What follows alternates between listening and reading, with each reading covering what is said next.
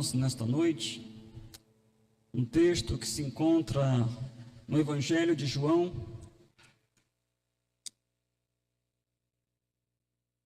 capítulo 1, Evangelho de João, capítulo 8, do versículo 1 ao versículo de número 11. Evangelho de João, capítulo 8,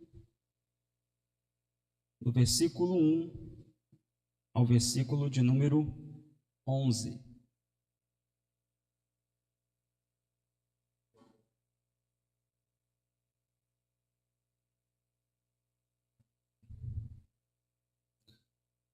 Nós seguiremos com a nossa série de reflexões, expondo o Evangelho de João, e a partir do Evangelho de João aqui, investigando a identidade de Jesus. No último domingo nós aqui falamos que Jesus é a fonte da água viva. E nesta noite eu gostaria de aqui compartilhar com você, meu irmão, minha irmã, meu amigo, minha amiga, aqueles que nos acompanham pela internet, que Jesus é aquele que age com perdão e graça. É isso que Jesus faz na vida daqueles que, quebrantados, se aproximam dele, reconhecendo a sua miséria, reconhecendo os seus pecados. Ele age com perdão e graça, porque para isso ele veio ao mundo, para nos salvar. Ele veio ao mundo para nos libertar. Ele veio ao mundo para que, crendo nele, possamos observar em nós um fluir de rios de água viva que descem do trono de Deus, abençoam nossas vidas, assim como de todos aqueles que nos cercam. Em João 8, do verso 1 ao 11, nós acompanharemos a narrativa de um acontecimento do ministério de Jesus, em que ele teve um encontro com uma mulher adúltera. E esse encontro rendeu para esta mulher o que parecia ser a sua morte, passou a ser a sua vida, porque ela em Jesus encontrou perdão e graça. Esse é o nosso Senhor. Por isso que devemos estar aqui, porque Ele nos concede perdão e graça. João 8, verso 1. Jesus voltou ao Monte das Oliveiras, mas na manhã seguinte, bem cedo, estava outra vez no templo. Logo se reuniu uma multidão, e ele se sentou e a ensinou. Então os mestres da lei e os fariseus lhe trouxeram uma mulher pega em adultério e a colocaram diante da multidão. Mestre, esta mulher foi pega num ato de adultério, disseram eles a Jesus. A lei de Moisés ordena que ela seja apedrejada. O que o Senhor diz? Procuravam apanhá-lo numa armadilha, ao fazê-lo dizer algo que pudessem usar contra ele. Jesus, porém, apenas se inclinou e começou a escrever com o dedo na terra. Eles continuaram a exigir uma resposta, de modo que ele se levantou e disse: aquele de vocês que nunca pecou, atire a primeira pedra. Então inclinou-se novamente e voltou a escrever na terra. Quando ouviram isso, foram saindo, um de cada vez, começando pelos mais velhos, até que só restaram Jesus e a mulher no meio da multidão. Então Jesus levantou de novo e disse à mulher: onde estão os seus acusadores? Nenhum deles a condenou? Não, Senhor, respondeu ela.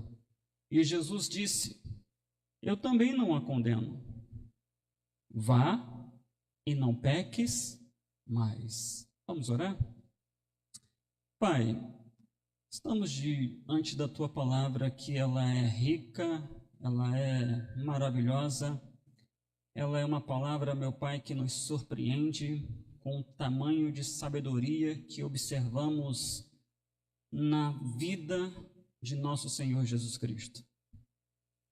Pai, nós clamamos a Ti que nos dê a capacidade de comunicar essa palavra de modo fiel, claro, objetivo, não perdendo a simplicidade, para que até mesmo uma criança aqui consiga compreender essa verdade.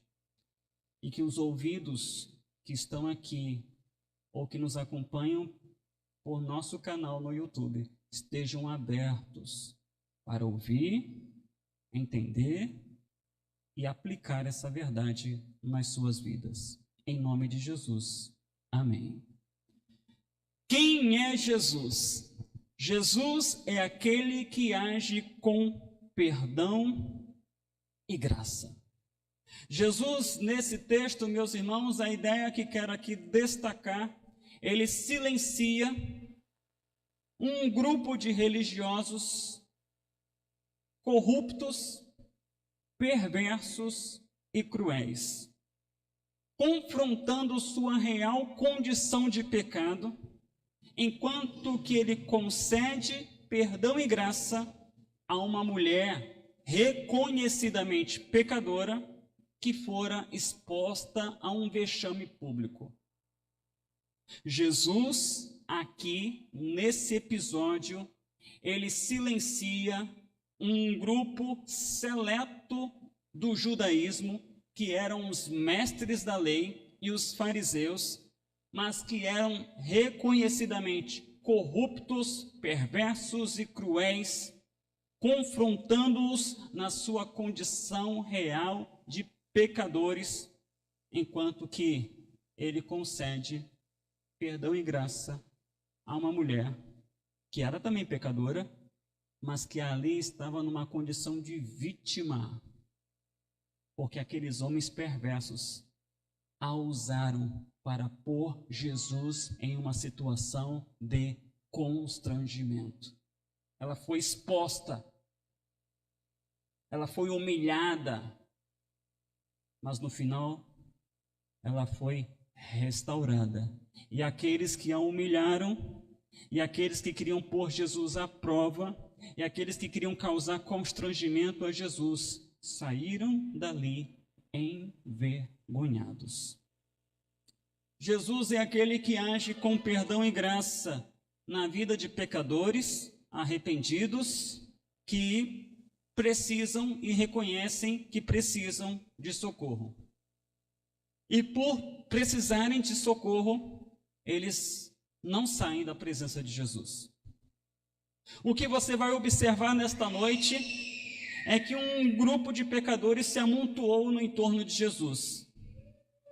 Mas quando confrontados, apenas no caso uma mulher, permaneceu. Os outros foram embora. Mas aquela mulher que permaneceu, esta foi por Jesus restaurada. O episódio, meus irmãos, da mulher adúltera é por muitos estudiosos da Bíblia considerado um texto que não pertence ao Evangelho de João. Talvez você que tem aí uma Bíblia comentada, você vai observar nas notas de rodapé que o texto que se encontra em João 7:53 até João 8:11 não está nos manuscritos mais antigos do Evangelho de João. Alguns estudiosos acreditam que, na verdade, esse trecho é um trecho autêntico de algo que aconteceu durante o ministério de Jesus, mas que não foi reportado necessariamente por João, mas sim por Mateus ou Lucas. Meus irmãos, seja Mateus, seja Lucas, seja João, a verdade é que esse trecho das Sagradas Escrituras é um texto que não contém erros, é um texto infalível que mostra quem o homem é e quem é Jesus para este homem? Aquele que concede perdão e graça. Particularmente, não querendo aqui confrontar grandes estudiosos, mas eu sou de acordo que esse texto, ele está onde deveria estar. Porque se você observar o contexto literário, talvez o contexto histórico não, mas o contexto literário, no capítulo 7, Jesus afirma: eu sou a fonte de água viva. No capítulo 8, dos versos 12 em diante, ele vai falar: eu sou a luz da vida. Aquele que conhecer a mim vai ter liberdade, porque eu sou a verdade que liberta. E se você observar João 1, do 1 ao 11, nós vemos uma mulher que bebe da água viva, porque ela é restaurada, enquanto que os homens que ali a acusaram não tiveram essa graça de experimentar dessa água viva.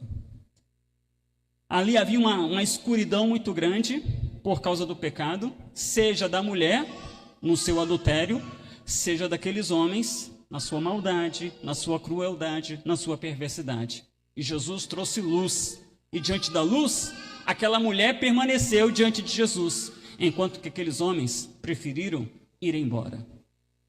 Enquanto que aqueles homens preferiram continuar escravos da sua inveja, porque eles fizeram o que fizeram por causa de inveja de Jesus.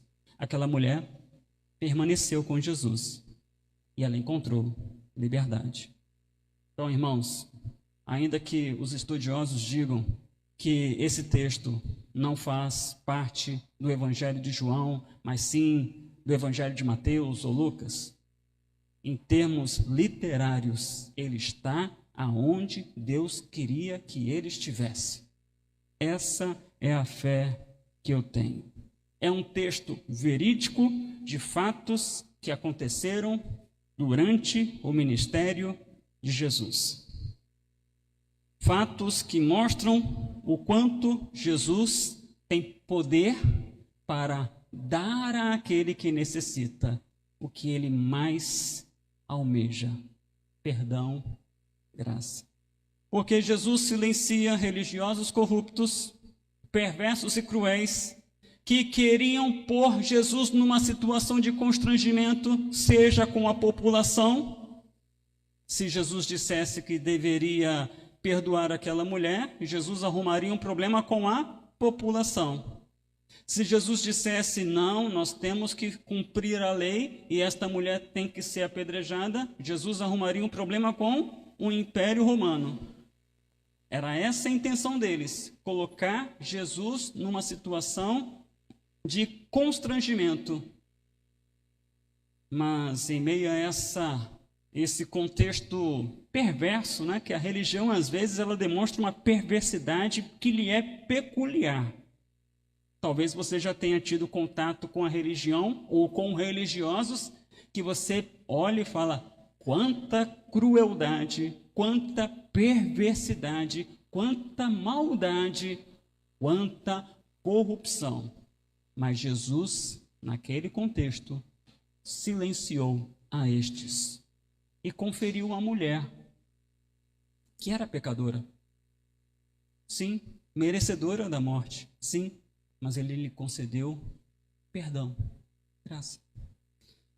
Quero primeiramente considerar com os irmãos aqui nesta noite uma religião corrupta que decidiu expor uma mulher diante do povo.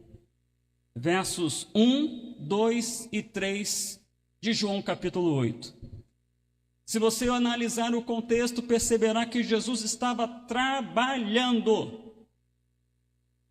Após uma noite de descanso no Monte das Oliveiras, verso 1, ele, pela manhã, cedinho, o que ele foi fazer? Ele foi trabalhar. E qual era o trabalho de Jesus?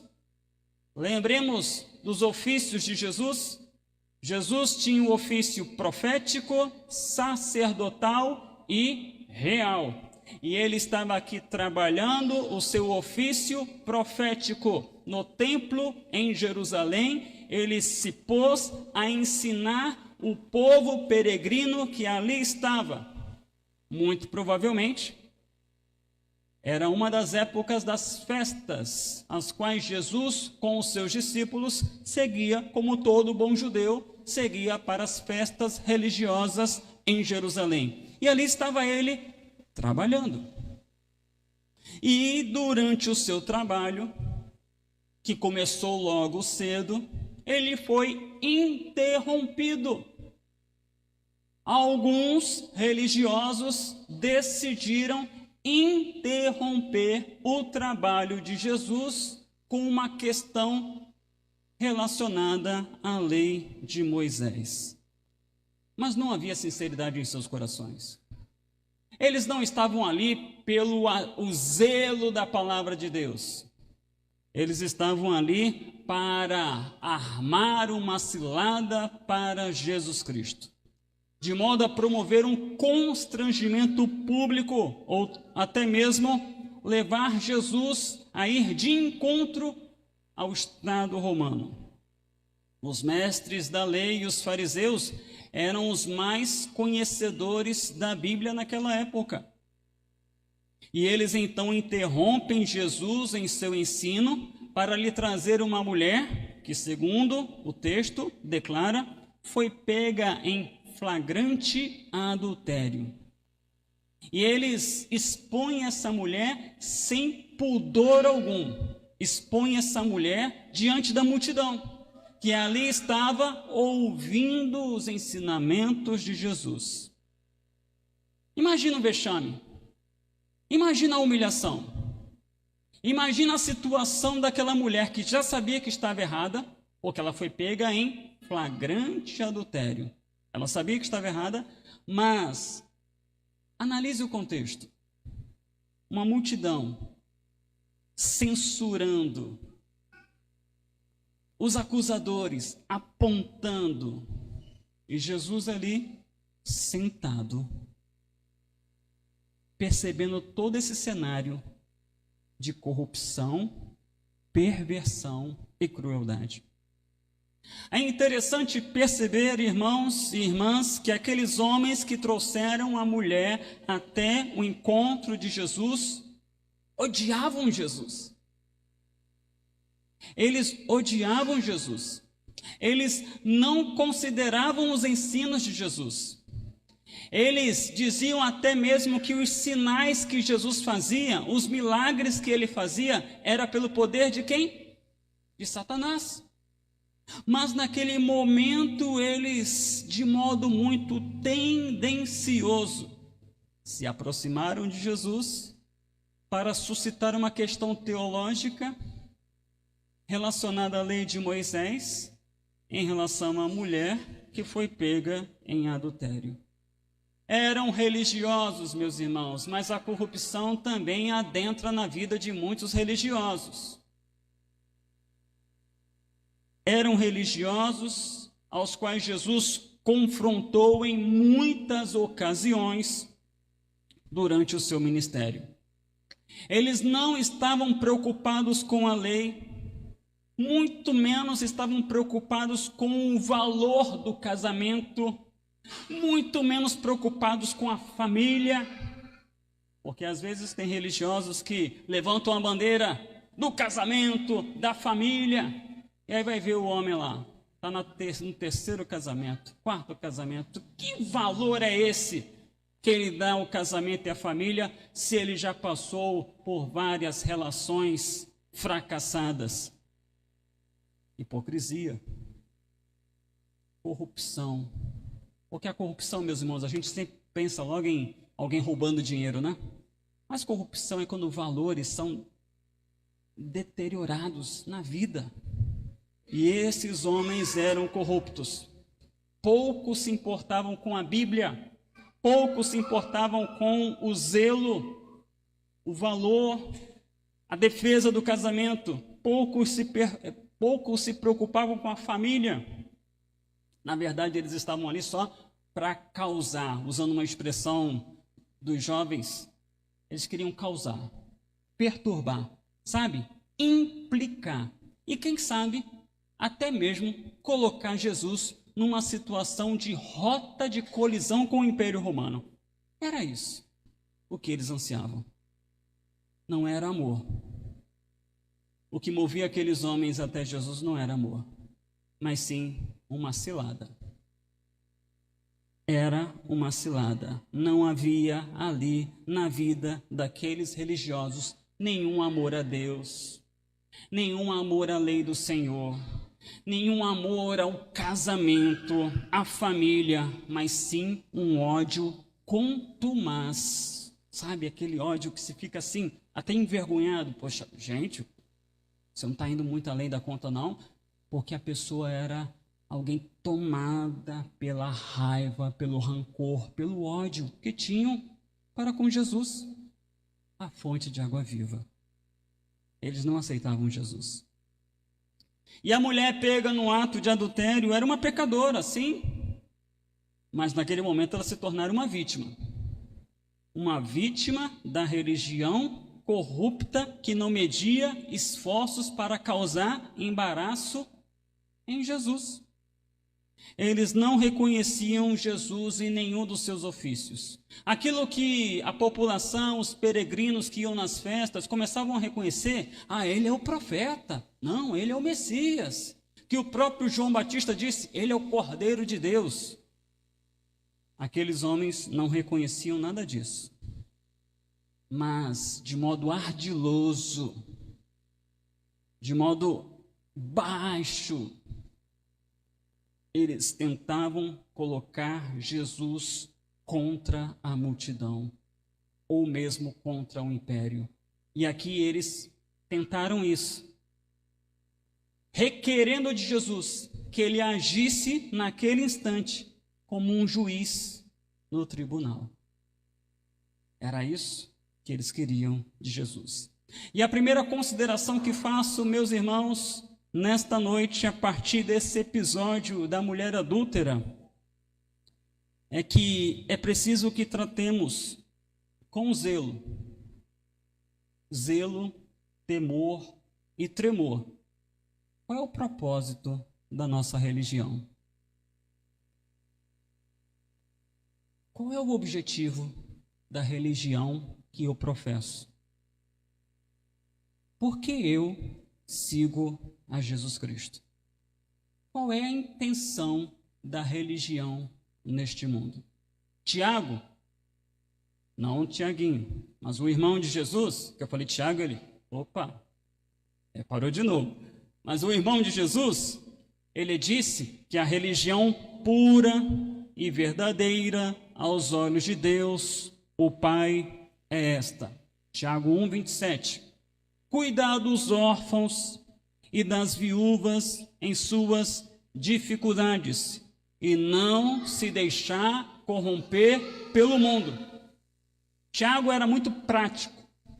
Ele dizia então que ser um religioso significava ser alguém que ajuda, não atrapalha, mas ajuda. Alguém que promove restauração e alguém que se mantém santo em um mundo corrompido. Como que podemos nos manter santos em um mundo corrompido? Você estudou hoje isso pela manhã. Somente pela palavra e toda a palavra de Deus, que te ensina, te corrige e te capacita. Somente pela palavra e toda a palavra de Deus. Aqueles homens, em nome da religião, ao invés de se debruçar na palavra, se submeter à palavra, eles estavam perturbando o ensino da palavra e colocando uma mulher em uma condição de vulnerabilidade, em uma condição de fragilidade, porque ela foi pega no ato do adultério, numa situação de vexame público. E tudo isso, não por causa da palavra, mas por causa da inveja que eles tinham a Jesus. Porque eles não gostavam de Jesus. Na verdade, eles odiavam Jesus. A inveja, meus irmãos, na religião é infelizmente uma realidade que não ficou restrita ao primeiro século da era cristã. A inveja é uma realidade que, infelizmente, acompanha a vida da igreja desde então, e assim será até a volta de Jesus. E essa inveja, ela corrompe as relações do homem com Deus, assim como as relações do homem com o seu semelhante. Jesus foi objeto de inveja, e por causa dessa inveja, eles se opuseram a Jesus durante todo o seu trabalho. Ao invés de contribuírem, eles conspiravam contra Jesus. E motivados por inveja, eles levaram Jesus mais tarde a ser preso, julgado, condenado à morte e morte de cruz. Mas Jesus não foi o único a sofrer com inveja. Muitos homens e mulheres de Deus ao longo da história sofreram com a inveja, que não veio de fora, veio de dentro, de homens e mulheres que se diziam religiosos, mas que na verdade demonstravam corrupção, perversidade e crueldade, fruto de um coração tomado pela inveja. A verdadeira religião não perturba. A verdadeira religião, ela ensina. A verdadeira religião não expõe. A verdadeira religião restaura. Ela ensina, ela corrige, ela conforta, ela encoraja. A verdadeira religião restaura a relação do homem com Deus, assim como a relação do homem com o seu semelhante. Mas ali, o que nós encontramos em João 8, versos 1 a 3, é um grupo de doutores da lei, corruptos, que pervertiam a religião verdadeira. Eles apresentavam, versos 4, 5 e 6, uma religião perversa, cruel, que conspirava contra Jesus, planejando uma armadilha para colocar Jesus numa situação de constrangimento. A religião praticada por aqueles homens que se opunham a Jesus não tinha nenhum objetivo nobre quando levaram aquela mulher ao encontro de Jesus. Eles não tinham nenhum motivo realmente correto ao interromper os ensinos de Jesus para trazer aquela questão. É interessante o modo com o qual eles abordam Jesus. Você observa aí no verso 4? Como é que eles chamam Jesus? Ô Belzebu, vem aqui. Foi isso? Não, mas anteriormente eles tinham dito que Jesus era Belzebu, que ele fazia o que fazia pelo poder dos demônios, não é? Mas aqui não, eles chamam de mestre. Mestre, esta mulher foi pega no ato do adultério. Bajulação. Meu irmão, minha irmã, a religião perversa e cruel, ela é também altamente bajuladora. Ela gosta de adular. Ela gosta de jogar confete na frente, mas por trás ela atrai de modo cruel. Bajulação, meus irmãos. Essa palavra mestre aqui estava dentro de um contexto de bajulação de gente corrupta, perversa, cruel, que conspirava contra Jesus, que queria usar daquele episódio da mulher adúltera para pôr Jesus à prova, para criar uma armadilha que levasse Jesus, quem sabe, até a morte pela mão dos romanos. Quem sabe? Era esse o plano. Os mestres da lei, também chamado de escribas em algumas versões, os fariseus, eram profundos conhecedores da lei de Moisés. Contudo, não adianta ser conhecedor da Bíblia se a Bíblia não conhece você. Você conhece a Bíblia te conhece? Você conhece a Bíblia, mas a Bíblia já fez uma sondagem do seu coração? Você já pediu a Deus: sonda-me, ó Deus, conhece meu coração, vê se há em mim algum caminho mau e guia-me pelo caminho eterno? Porque Davi, num momento ele estava se sentindo o cara, ele começou a desferir algumas palavras no Salmo 139, ele deu uma pausa e aí pediu a Deus: Senhor, dá uma olhada aqui no meu coração. No Salmo 19, o poeta declara: Senhor, que as palavras dos meus lábios e o meditar do meu coração agradem a Ti, ó Senhor. Aqueles homens conheciam a Bíblia, mas a Bíblia não os conhecia, porque eram perversos, cruéis, até mesmo no modo como eles interpretavam as Sagradas Escrituras, porque eles interpretavam a seu bel prazer. A desonestidade desses homens no ensino, na interpretação da lei, foi até objeto de censura do próprio Senhor Jesus. Sabia disso? Mateus 23, versos 2 e 3. Convido você a abrir a sua Bíblia e observar que Jesus censurou esses homens, porque eles eram desonestos. A religião pode produzir homens que conhecem a Bíblia, mas são desonestos na forma como eles administram essa verdade maravilhosa. Os mestres da lei e os fariseus ocuparam o lugar de intérpretes oficiais da lei de Moisés. Portanto, olha o que Jesus dizia: pratiquem tudo o que eles dizem e obedeçam-lhes, mas não sigam seu exemplo, pois eles não fazem o que ensinam. Desonesto. Havia uma contradição entre o discurso dito e não dito, como se diz na filosofia. O que diziam era uma coisa que Jesus falava, é isso aí. Mas e o que não diziam? Olha, esquece. Faço o que eu mando, não faço o que eu faço.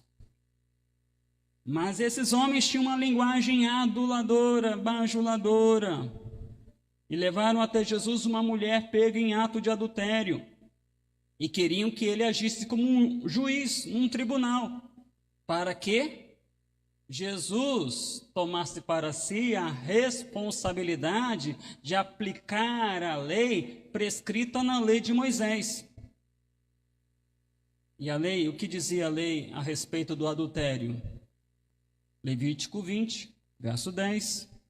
Se um homem cometer adultério com a mulher do seu próximo, o homem e a mulher que cometeram adultério serão executados. Não necessariamente apedrejados, mas morreriam. Mas observem, era só a mulher? Já viu alguém adulterar sozinho? Cadê o homem? Ele correu na hora. E a gente só conseguiu pegar a mulher, Jesus. Hipocrisia. Corporativismo. Obediência parcial da lei do Senhor. Desonestidade. Quem deveria morrer segundo a lei, se fosse para seguir a lei, era tanto o homem como a mulher. Mas naquele momento, só apresentaram a mulher. O que aconteceu com o homem que adulterou com ela? Meus irmãos, ali estava acontecendo um fato desonesto, cheirava mal. E Jesus, ali, no seu comportamento de silêncio, às vezes nessas horas o silêncio diz muito, incomoda muito. E faz, às vezes, aquela cena cair por terra, porque ali não havia verdade.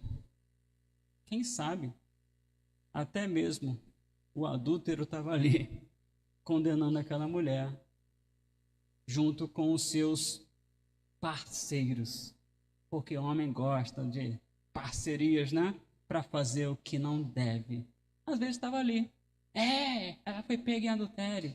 Cadê o homem? A religião corrupta, perversa e cruel é, por vezes, uma religião muito incoerente. E isso faz com que muitos digam o quê? Para ser que nem fulano, eu prefiro não ser. Mas também tem um pouco de incoerência, né? Porque geralmente pega o que há de pior para servir como justificativa para não estar na comunhão da igreja do Senhor. Outro ponto a considerar, meus irmãos, sobre a religião corrupta, perversa e cruel desses homens, é que geralmente aquele que é muito indulgente, sabe? Ele passa paninho nos seus erros, ele não gosta de passar paninho no erro dos outros. Já percebeu isso? Essa é uma característica do religioso desonesto, corrupto, cruel, perverso. Ele passa paninho nos seus erros, sempre justifica os seus erros. Mas quando o erro é do seu semelhante, ele é implacável. Ele quebra tudo. Mas também é verdade que a religião verdadeira, ela manifesta homens e mulheres muito misericordiosos, porque sabem dos seus erros, de tal modo que quando são deparados com os erros do seu irmão, eles também procuram agir com muita misericórdia. Jesus disse isso no Sermão do Monte. Os misericordiosos alcançarão misericórdia, porque eles sabem que são pecadores, então eles tratam o seu semelhante, não com essa forma implacável, mas com muita ternura, com muita graça, com muita misericórdia. Mas aqueles homens não. Eles queriam armar uma cilada para Jesus, colocando-o numa situação delicada, porque eles conheciam Jesus. Eles conheciam a fama de Jesus. Eles planejaram tudo aquilo pensando assim: olha, a gente conhece o coração daquele homem. Certamente ele vai querer perdoar aquela mulher, porque ele come com pecadores. Ele perdoou o Zaqueu, aquele homem lá, aquele cobrador de impostos. Ele deixou uma mulher pecadora ungí-lo. Poxa, claro que ele vai perdoar essa mulher aqui, e aí vai ser a hora de nós o quê? Dizermos: o Senhor que diz ser o Messias, que diz ser aquele que veio trazer a real interpretação da lei de Moisés, como é que pode passar vista grossa no erro desta mulher?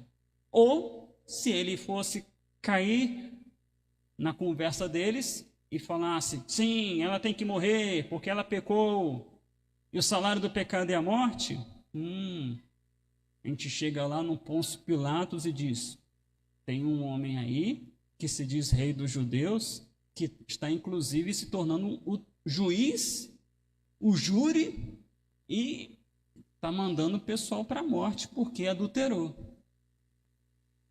Imagina o Herodes. O Herodes ia gostar disso? Quem sabe conhece a história, o Herodes era um adúltero. Ele casou com a mulher do seu irmão. Isso é adultério. Diante dessa demanda levada até Jesus, ele simplesmente permaneceu assentado e, inclinando-se, passou a escrever no chão. É isso que diz a Bíblia. O que ele escreveu no chão? Não sei. Tem pessoas que dizem que ele escreveu no chão os pecados. Rapaz, tinha que ter muito chão para escrever o pecado daquele povo. Não dava, não. A questão de tempo e espaço não era possível ele escrever todos os pecados. Entendeu? se formos pensar em Jesus escrever com um dedo no chão o teu pecado e o meu pecado, esse local aqui é pequeno. Só para escrever os meus, eu já diria que, olha, talvez a gente chegaria até a igreja ali, católica, e ainda ia faltar, ia ter que chegar até o posto de gasolina para ver se dá certo para escrever todos os pecados. Eu não acredito que ele escreveu os pecados. Mas ele ali estava pondo à prova aqueles que estavam provando ele, provando a paciência deles. Porque a resposta silenciosa incomoda muito o religioso. O religioso, ele gosta de falar. Ele gosta de ação. E aí, quando fica em silêncio, ele fica agoniado, ele fica angustiado. A segunda consideração que faço nesta noite a respeito desse episódio da mulher adúltera é que o silêncio é uma arma muito importante em alguns momentos diante das armadilhas que religiosos preparam para aqueles que pregam o evangelho, que ensinam a respeito do reino de Deus. Às vezes, meus irmãos, nós perdemos muito tempo discutindo com quem não vai mudar de ideia. Fique em silêncio. Segue a sua vida. Cumpra o seu dever. Matthew Henry, teólogo lá dos séculos passados, comentando sobre esses constantes episódios em que Jesus sofreu oposição de religiosos, ele fez a seguinte afirmação: sempre que pudermos, é prudente sair do caminho do perigo sem sair do caminho do dever. Pare e pense. Sempre que for possível, saia do caminho do perigo sem sair do caminho do dever. Porque discutir com gente perversa, cruel, maldosa, corrupta, a gente às vezes não tem nem traquejo para conversar com gente assim. Foge desse perigo, mas não perca de vista a tua missão: pregar o evangelho. Naquele momento, Jesus saiu do caminho do perigo. Como? Escrevendo com o dedo na terra. Porque ele sabia muito bem que não havia ali nenhuma sinceridade no que eles estavam fazendo. Porque se houvesse sinceridade naqueles homens, Jesus estaria orientando aquele processo, de modo que aquela mulher pudesse ser restaurada de sua condição de pecadora.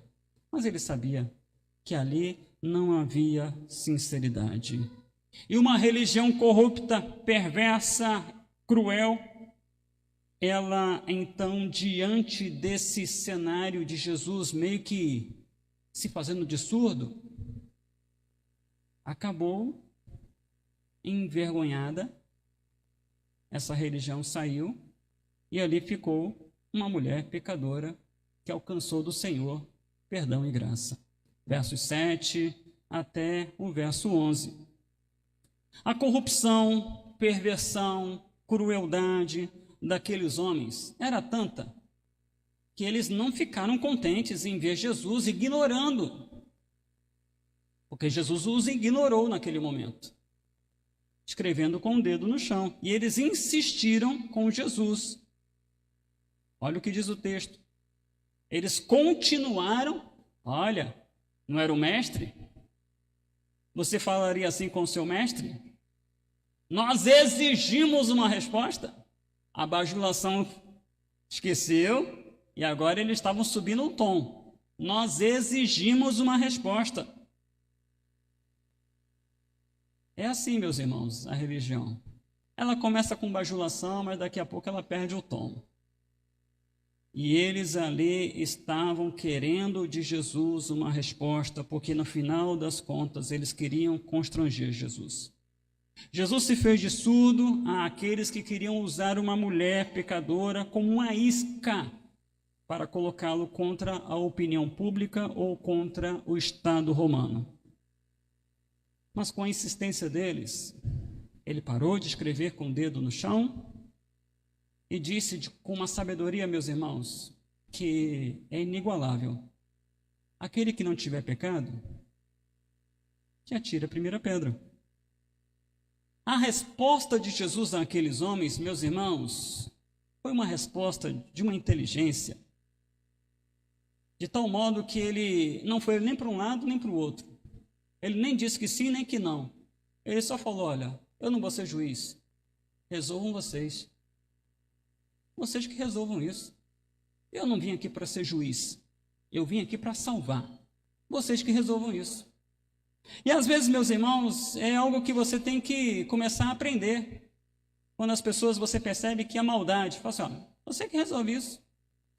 Vai lá e resolve. A resposta de Jesus àqueles homens de coração endurecido foi de uma inteligência tamanha que fez com que ele não caísse na armadilha daqueles homens cruéis. Jesus reconhece que eram adequadas acusações sobre aquela mulher. De fato, ela foi pega em adultério. Contra fatos, como dizem, não há argumento. Mas ele usa da lei. Quem deveria aplicar a lei para com esta mulher que foi pega em adultério? As testemunhas. As primeiras pessoas a punirem com a morte alguém que foi pego em adultério deveria ser as testemunhas. Aí Jesus, trocando em miúdos: eu não vi, quem viu foi vocês, então que vocês façam o que vocês estão dizendo que tem que ser feito. E eu não vi, eu não a vi sendo flagrada no ato do adultério, mas vocês viram, então vocês que resolvam. Aquele que não tiver pecado, que atire a primeira pedra. Jesus não estava aqui dizendo, irmãos, que somente uma pessoa impecável poderia atirar a pedra, porque senão realmente ficaria difícil. Ele estava considerando o seguinte: aquele que não tiver o mesmo pecado que essa mulher, aplique a lei. Deuteronômio 17, versos 6 e 7. Jamais executem alguém com base no depoimento de apenas uma testemunha. Deve sempre haver 2 ou 3 testemunhas. As testemunhas jogarão as primeiras pedras e, em seguida, todo o povo participará da execução. Desse modo, vocês eliminarão o mal do seu meio. Seja qual fosse o crime, se era passível de morte, quem deveria iniciar a execução? Quem viu. Então, se você viu, se você não cometeu esse pecado, vá lá e cumpra. E aí o que aconteceu? Ninguém ficou. Do mais velho ao mais moço, todos saíram da presença de Jesus. Por quê? Todos entendiam que eram adúlteros. Mas olha, tão indulgente consigo mesmo, mas tão implacável com a mulher adúltera, né? Porque é isso que ficou ali claro. Todos eles eram adúlteros. Todos, sem exceção. E talvez o pivô daquele adultério que levou aquela mulher ali, aquela situação de vexame, talvez estivesse ali presente. Porque o adultério, irmãos, Jesus fez essa consideração. Ele não é apenas o ato consumado. Ele começa com a fantasia na tua mente.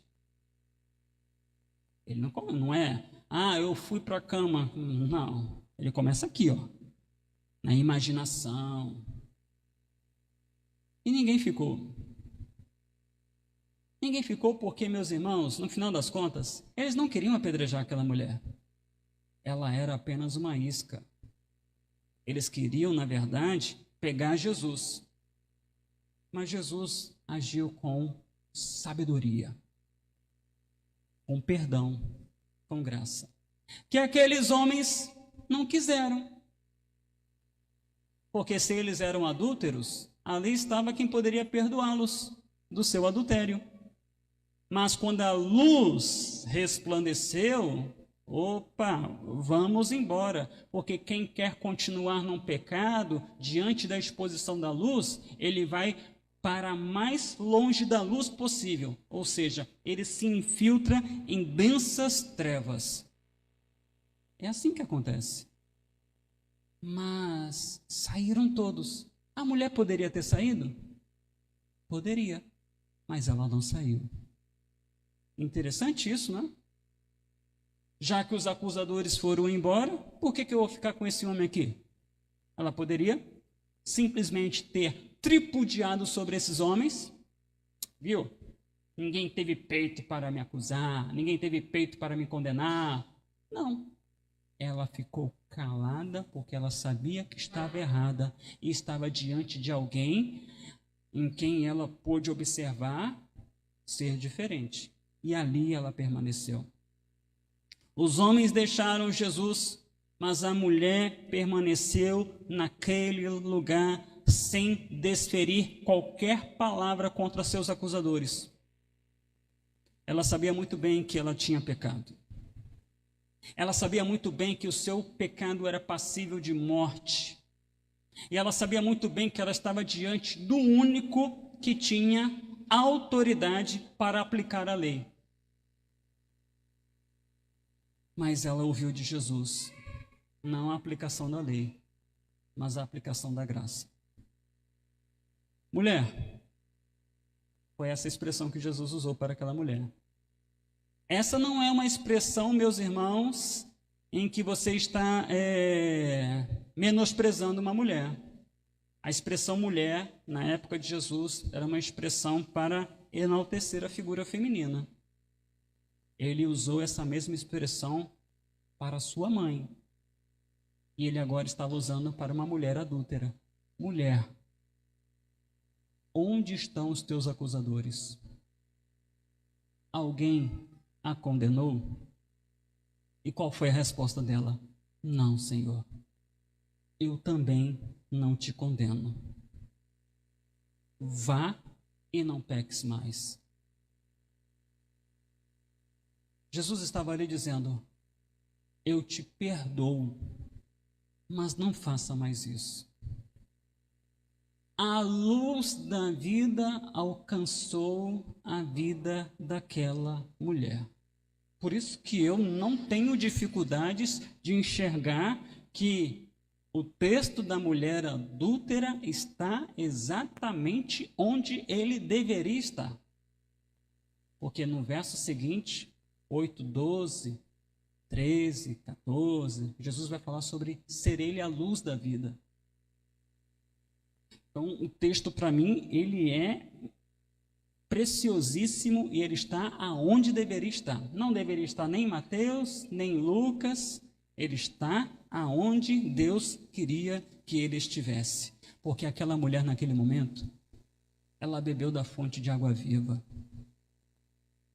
Aquela mulher naquele momento, a luz resplandeceu, enquanto seus acusadores saíram envergonhados, ela permaneceu diante dessa luz e ela foi perdoada. Ela conheceu a verdade e a verdade a libertou, conforme João 8:32 vai destacar. Jesus veio ao mundo, meus irmãos, para conduzir os pecadores ao arrependimento.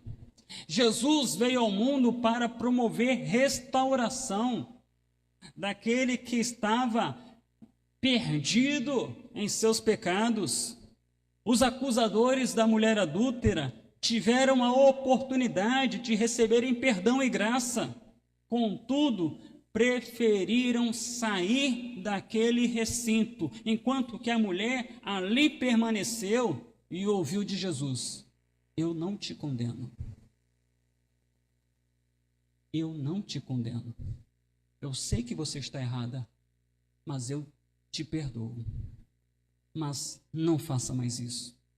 A terceira e última consideração que faço nesta noite, irmãos, desse episódio tão bonito da mulher adúltera, é que de fato são verdadeiramente felizes aqueles a quem o Senhor profere palavras de perdão e graça. Você quer saber quem é feliz? é quem é perdoado por Jesus. É quem vive debaixo da graça de Jesus.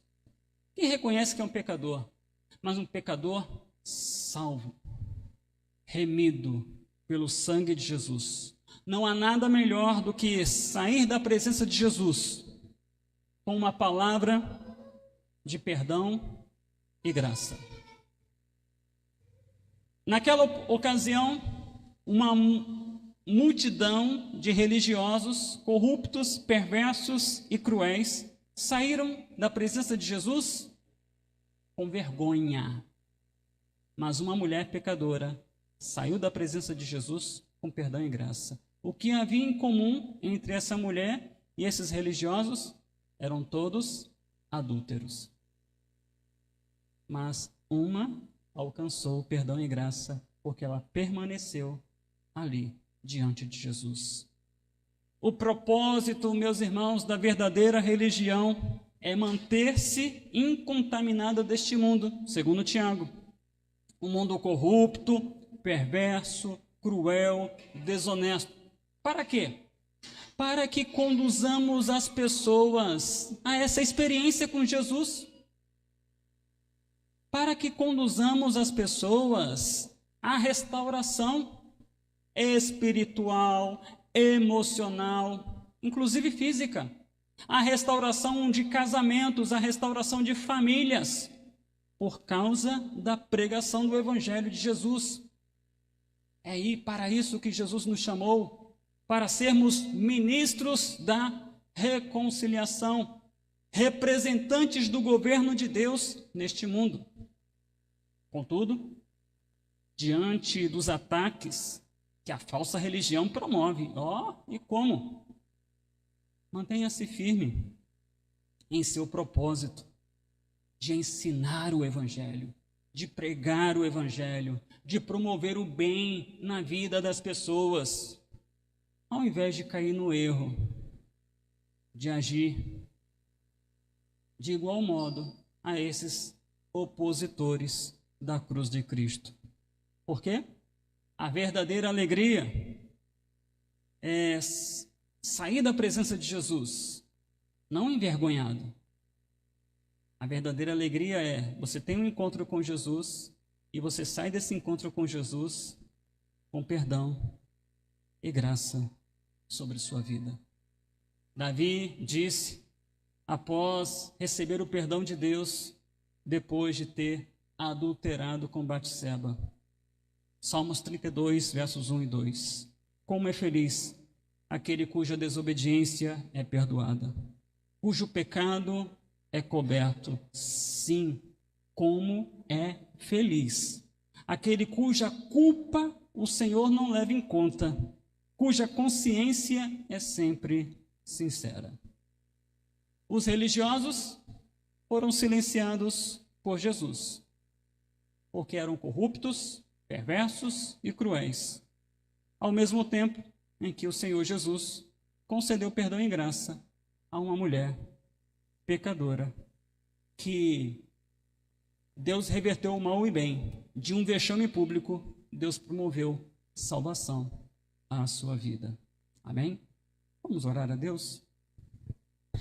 Deus Pai bendito, diante das considerações aqui feitas sobre esse texto tão belo que é o texto da mulher adúltera, pedimos ao Senhor por tua igreja, para que sejamos uma igreja que pratique a religião verdadeira, a religião que vive em santidade, a religião que prega o evangelho da reconciliação, a religião que trabalha pelo bem-estar desse mundo, ajudando os necessitados a encontrar fé, esperança e amor em Jesus Cristo. A não nos deixarmos levar pela oposição, que às vezes vem de pessoas que se dizem povo do Senhor, mas que são corruptos, perversos e cruéis. Mas agir com sabedoria diante da oposição, que vem às vezes de dentro da própria igreja.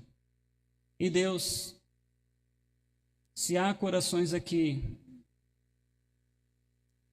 que reconhecem que são pecadores,